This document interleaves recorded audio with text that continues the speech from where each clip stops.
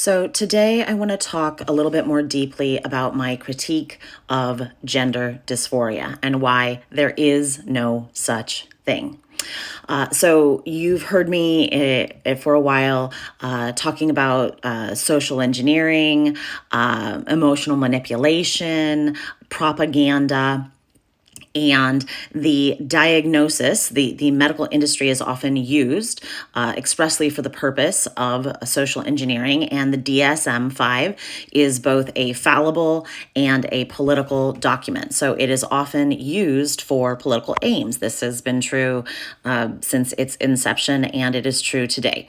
So the diagnosis, I'm going to read you the diagnosis for gender dysphoria because I want to really express why, while it is a current term that is being used, it has come into being relatively recently.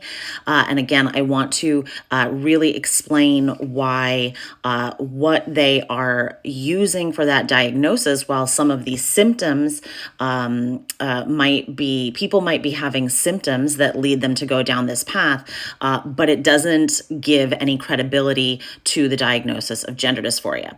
So the diagnosis is a marked incongruence between one's experience/expressed gender and assigned gender. Okay, so one, basically this is a shorthand of saying that a human being can be born in the wrong body. Okay.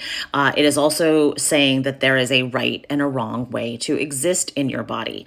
There is no such thing as having an identity that is incongruent with your body, because there is no right or way to exist in your body. Whatever your developmental path is, whatever your sex is, there's no wrong or right way to behave as your sex. Just like every personality trait, every passion, every expression is a human one. They pertain to all humans. So any adornment that you might choose, I put on some adornments today. I don't usually wear lipstick, but I got this new red sweater. I found it thrifting, and I decided to put on lipstick today. This is an adornment. Okay, it doesn't pertain to being a human. It's value neutral. It's face paint. It doesn't pertain to anything. It doesn't pertain to me existing in a female body. It's just a choice that I made of adornment today. Okay, just like I put on these glasses today, although they are functionally useful for me, but I don't always choose them. And I put on a ring today. These are adornments. So there is no right or wrong way to express. There's no right or wrong adornments to have in your sex body, and there is no right or wrong personality trait to have in your sex body. This diagnosis of gender dysphoria is part of a marketing campaign. Okay, we used to call people who were mimicking the opposite sex, we called that transsexual, and it was considered a paraphilia because there are many reasons why it's a fetish. Okay, for adult men, that's how it was started, and we recognize this fetish often came along with other basicly. Fetish activity and paraphilias and sexual abuse. Okay, we knew this, but no one was going to get insurance to pay for surgeries for men, adult men with fetishes. That is why they had to there was a marketing campaign to create a trans child. This is an empathy trap. Now, are there comorbidities that get kids to go along with this? This is a cult think, okay? This whole gender identity notion, transgender notion, it's a cult think. It's a mind, it's a think, okay? It's something to think about yourself. It's not something inherent to how your biology or brain is, okay? It's a cult indoctrination. So there are many reasons that kids might get indoctrinated, okay? They might have past sexual trauma.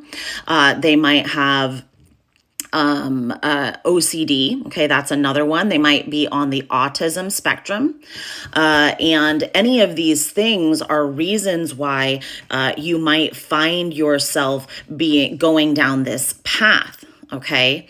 But anyone who goes down the path, it's not because your identity is incongruent with your body. It's because you've been captured by something that makes you think that is what is happening to you. Okay. That is not something that is actually possible to happen. Okay, any body can have any personality or any expression. There's no expression that's incongruent with your body. That's a cult belief.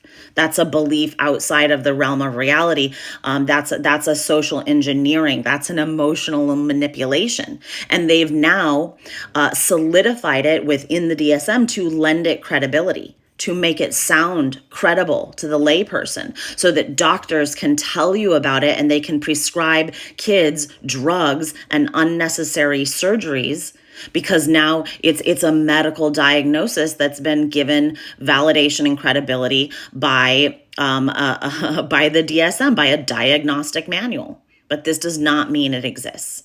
All right, so I'm going to leave it for there. I'm going to let people make comments and then I'll respond to those. I'm working on a Substack. Anyone who doesn't know, I have a Substack called theknownheretic.com. You can find it there on Substack. I'm going to be writing an essay that goes deeper into this, that really unpacks the history of how these terms got created. So look out for that and look for me talking about this more on my YouTube. Thanks.